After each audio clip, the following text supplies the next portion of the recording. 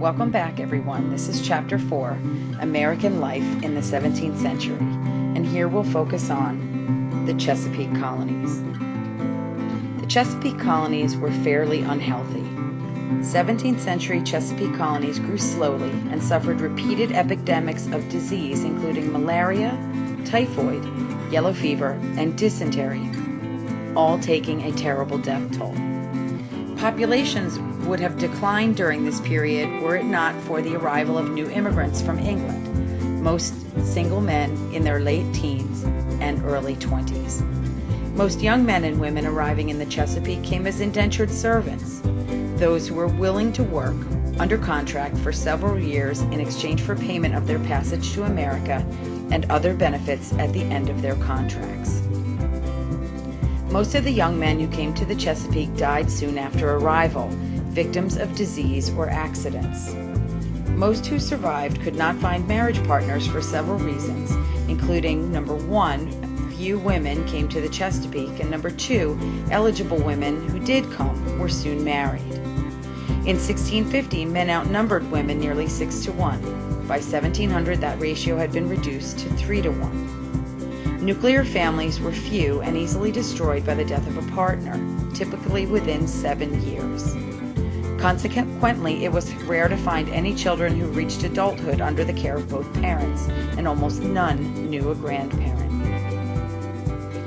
By the early 18th century, Chesapeake life had improved as native-born inhabitants developed some immunity to the killer diseases that had ravaged their parents' and grandparents' generations.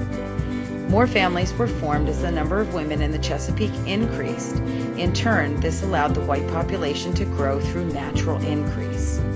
By this time, Virginia had become the most populous of all the colonies, followed by Massachusetts in New England and Maryland in the Chesapeake. By 1700, planters in the Chesapeake colonies of Virginia, Maryland, and Northern Carolina were producing over 40 million pounds of tobacco for export to England. Despite falling tobacco prices, planters increased their acres under cultivation to compensate for declining incomes, initiating a vicious cycle of production, which created a need for more labor and exhausted more soil. Planters could not afford to hire free labor because land was abundant and free people preferred to work their own land. Unable to afford African slaves, planters chose indentured servants and the headright system, pioneered by Sir Edwin Sandys of Virginia. This system gave a master 50 acres for each indentured servant he brought over. Thus, the master reaped the benefits of land ownership.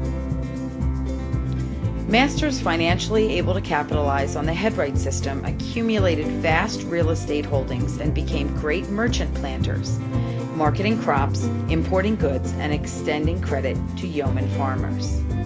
Freedom dues were given to servants who had completed their contracts, typically a small piece of land, some clothes, and food to see them on their way. By 1700, Chesapeake planters had imported nearly 100,000 indentured servants. These were white slaves who accounted for over 75% of all European immigrants to Virginia and Maryland in the 17th century. Servant life was hard because, number one, they did not control who bought their contracts. Number two, they could be bought and sold several times. Number three, there were severe punishments for breaking the law and rules. Number four, females could not marry until their contract was up. And number five, they suffered a high mortality rate from diseases, accidents, contaminated water, and other factors.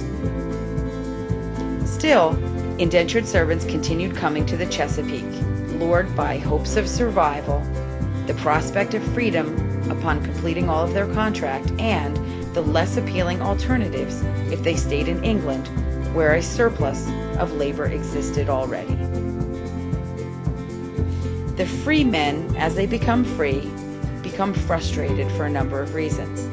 By the late 17th century, large numbers of discontented freemen roamed the Chesapeake colonies, looking for work, their own land, and single women to marry.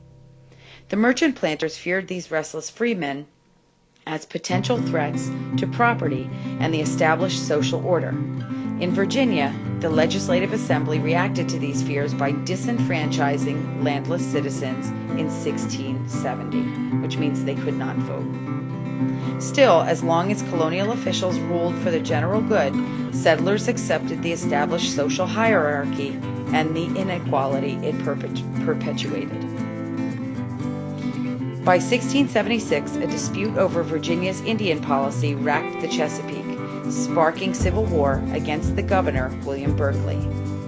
Led by Nathaniel Bacon, about 1,000 Virginians rebelled against the governor's friendly policies towards Indians and the fur trade monopoly he controlled. Bacon, who was a young planter, was also angered by renewed Indian attacks against white settlers on the frontier, the only place that freemen could find cheap arable land. Governor Berkeley refused to retaliate against the Indians for fear of interrupting the lucrative fur trade, which helped to line his pockets. Against Berkeley's orders, Bacon and his rebels retaliated, attacking the Indians and chasing Berkeley from Jamestown before burning it to the ground. Bacon and his followers ravaged Virginia before the militia put down the uprising. Bacon himself died of disease before he was caught. Most of his followers melted away back to their homes. The militia had caught some rebels, and more than 20 were hanged.